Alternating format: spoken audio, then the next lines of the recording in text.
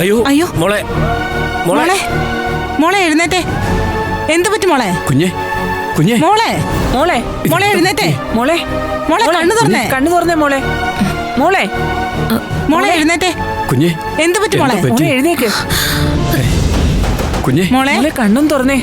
മോളെ നന്ദിനി നന്ദിനി നന്ദിനി നന്ദിനി നന്ദിനി നന്ദിനി നന്ദിനി കണ്ണു തുറക്ക്.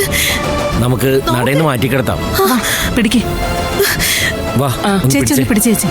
എഴുന്നേക്ക്. പതുക്കെ വാ. പിടിക്ക്. നന്ദിനി നന്ദിനി മോളെ മോളെ കുഞ്ഞെ ഒന്ന് കണ്ണു തുറന്നേ. എല്ലാവരും ഒന്ന് മാറിയിക്കേ, കുറച്ച് കാറ്റ് കിട്ടട്ടെ. നന്ദിനി കണ്ണു തുറക്ക്. പ്രദക്ഷിണം വെക്കാൻ തുടങ്ങിയിട്ട് നേരം കുറെ ആയി.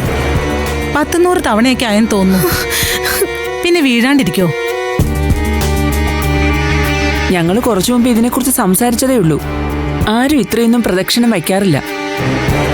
നന്ദിനി ക്ഷീണം കൊണ്ടാവും. അല്പം കഴിയുമ്പോൾ എഴുന്നേറ്റോളും. അപ്പൊ കുറച്ച് വെള്ളം കൊടുത്താൽ മതി. മോളെ അല്ല, എന്തെങ്കിലും കാര്യമായ പ്രശ്നമില്ലാതെ ഒരാൾ ഇങ്ങനെയൊന്നും ചെയ്യില്ലല്ലോ.